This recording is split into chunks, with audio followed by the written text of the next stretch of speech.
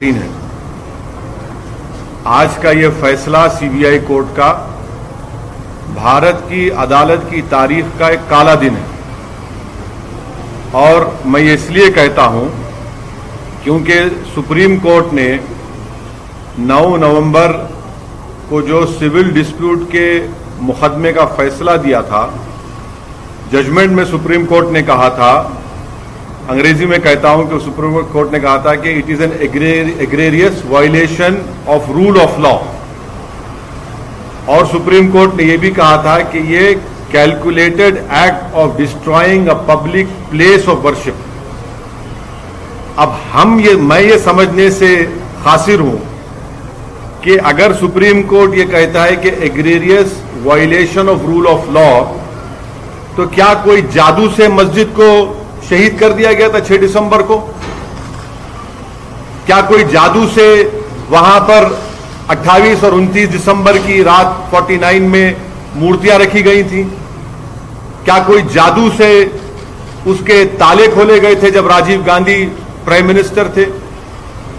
इसीलिए मैं ये कहता हूं कि सुप्रीम कोर्ट ने जो बात कही, और ये मैं कहने पर मजबूर हूं कि violence page for you politically. अगर आप वायलेंस करेंगे तो आपको मिल जाएगा, क्योंकि आप अंदाजा लगाइए कि अडवाणी की रथ यात्रा जहां कहीं भी भारत में गई, वहां पर खूनरेजी हुई, मासूम लोगों का कत्ल हुआ, जायदादें जलाई गई, खानदान उजड़ गए, बर्बाद हुए, और आज ये फैसला आता है सीबीआई कोर्ट का जिसमें कहते हैं कि वो स्पॉन्टेनियस नहीं था।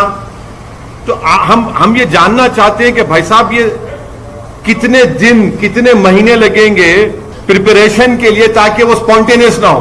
आप बताइए ना, कितने दिन कितने महीने लगेंगे जब स्पॉन्टेनियस ना हो? क्या ये बात सच नहीं है कि उमा भारती ने कहा था कि एक धक्का और दो, बाबरी मस्जिद तोड़ दो? क्या दुनिया ने नहीं देखा कि जब बाबरी मस्जिद शहीद हो रही थी तो मिठाइयां बांटे जा रहे थे? अडवाणी, मुरली मनोहर जोशी, उमा भारती, ये सब लोग तो मिठाई खा रहे थे, खुशियां मना रहे थे। कैसा ये फैसले पे आज आ जाते आप? आखिर पैगाम क्या देना चाह रहे आप? पैगाम क्या देना चाह रहे? पैगाम यही मिल रहा है कि वायलेंस पेज, मास वायलेंस पेज। आप अंदाजा लगाइए कि 1950 से अब तक इस मसले में मुसलमानों को इंसाफ नहीं हुआ, और आज ये फैसला आता है 28 साल के बाद।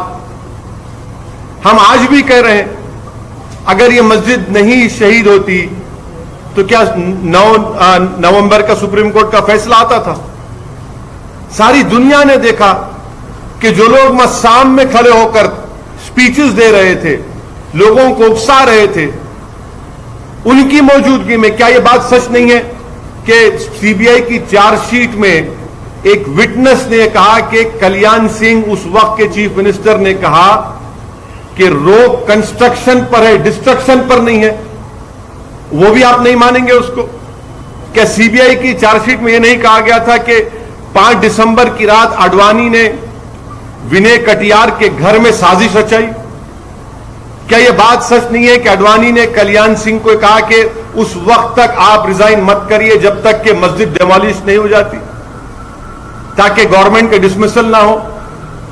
क्या बीजेपी की सरकार उस वक्त की जाकर सुप्रीम कोर्ट को वादा नहीं किया था कि हम मस्जिद को बचाएंगे?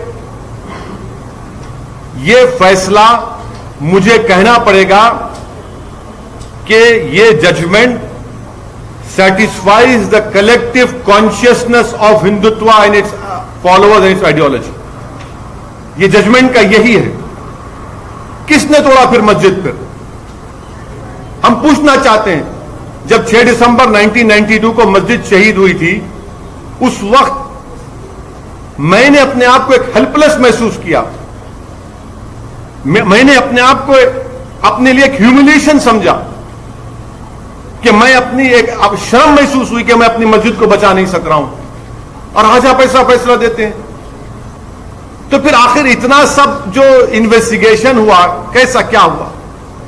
एक और बात आपको समझने की जरूरत है कि आडवाणी को हाईएस्ट सिविलियन अवार्ड दिया गया बीजेपी गवर्नमेंट तरफ से, एक्यूज हैं।